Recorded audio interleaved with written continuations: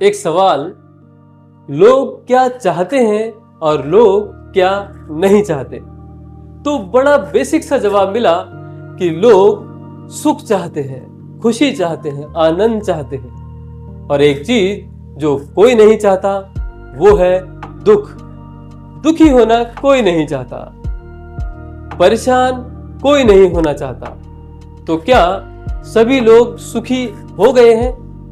क्या लोगों के सारे दुख दूर हो गए हैं? नहीं, दुख लगातार चल रहे हैं और सुख की तलाश जारी है। जी हाँ दोस्तों, आज मैं आपके साथ शेयर करूंगा 4 मुख्य चीजें। नंबर 1, सुख की पहचान कैसे होती है। नंबर 2, जीवन में किन किन दुखों का सामना करना पड़ता है। नंबर 3, दुख का असली कारण क्या है। और नंबर 4, जीवन जीने की कला क्या होती है। Hi, this is Arun Chaturvedi, your friend.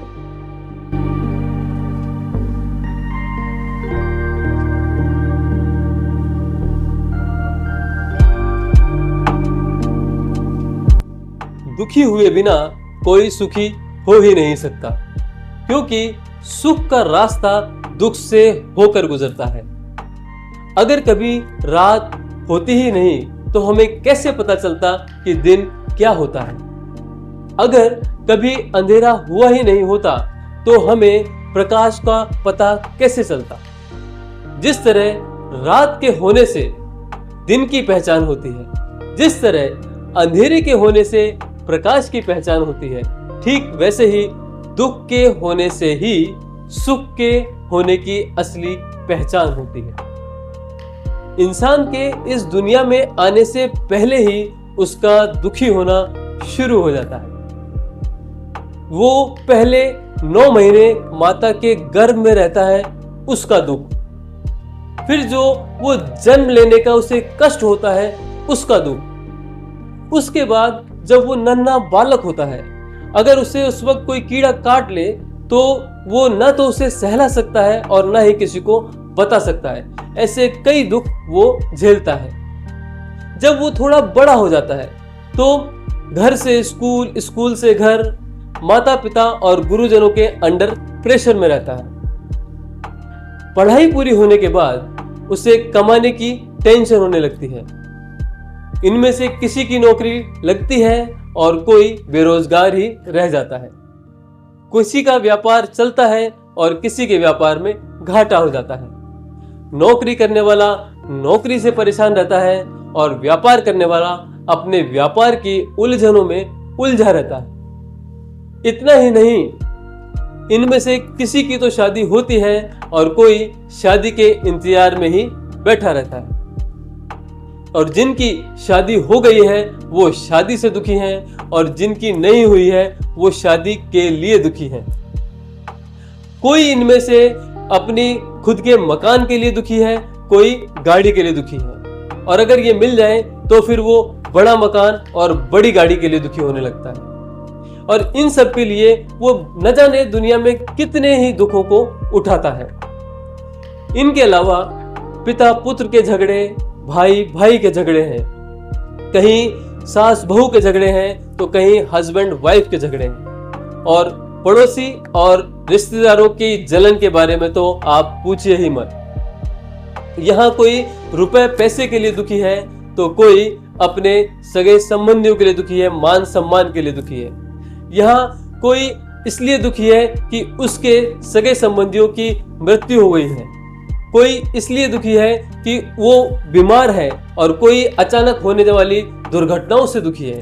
और अंत में उन्हें अपनी मृत्यु का दुख भी उठाना ही पड़ता है। ऐसे न जाने कितने ही अनगिनत दुख इंसान हर दिन पूरी जिंदगी उठाता रहता है। हाँ, वो कोशिश करता है, हर संभव कोशिश करता है सुखी होने की, खुश होने की। लेकिन किसी हद तक वो खुश हो भी जाता है किसी बात से, किसी काम से, किसी चीज से, लेकिन अंत में उसके हाथ दुख ही लगता है। आखिर इस दुख का कारण क्या है? सुख की तलाश। जी हाँ, सुख की चाहत ही दुख का असली कारण है। हम सब जानते हैं कि हर वो चीज जो हम देख सकते हैं नश्वर है, यानी एक दिन उसका नाश जरूर होगा, चाहे वो कोई व्यक्ति हो या वस्तु हो।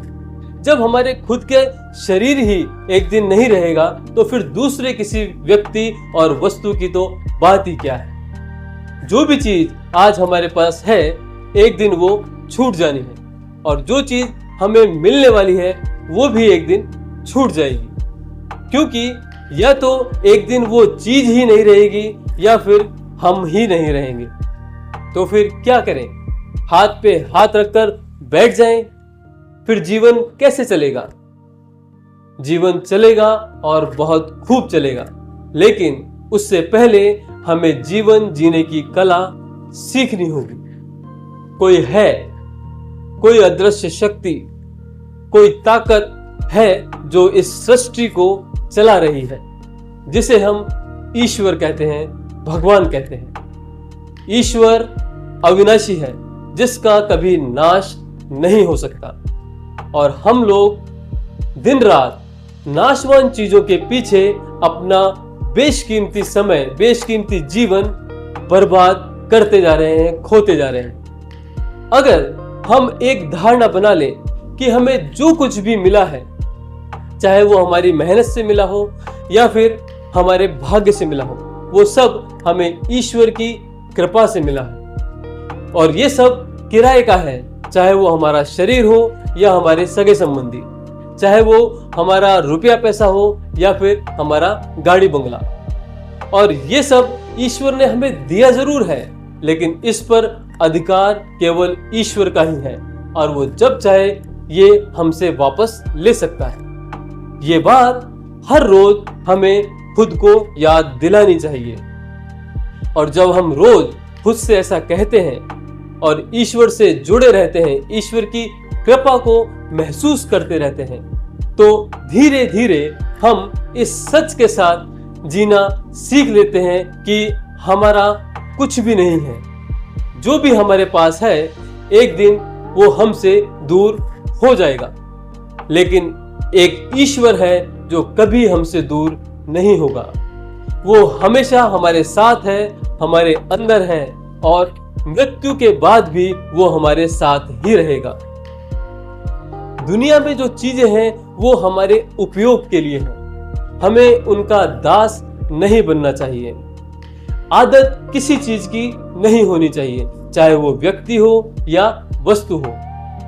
जीवन में अगर हमें आगे बढ़ना है, जीवन चलाना है, उन्नति करनी है, तो उसके लिए जो भी करना चाहिए जरूर करें, लेकिन अपना काम समझकर नहीं, ईश्वर का काम समझकर। और काम करते वक्त आते जाते खाते पीते बेकार की चीजों का चिंतन करने के बजाय हमें ईश्वर को याद करते रहना चाहिए। जितना टाइम हमें मिल सके, जो भी हमारा जरूरी काम में वक्त जाता है, उसके अलावा जो भी समय हमारा बचे, उसका एक छोटा सा हिस्सा हमें एकांत में बैठकर ईश्वर के ध्यान भजन में जरूर लगाना चाहिए, और जितना हो सके हमें ईश्वर का धन्यवाद करते रहना चाहिए।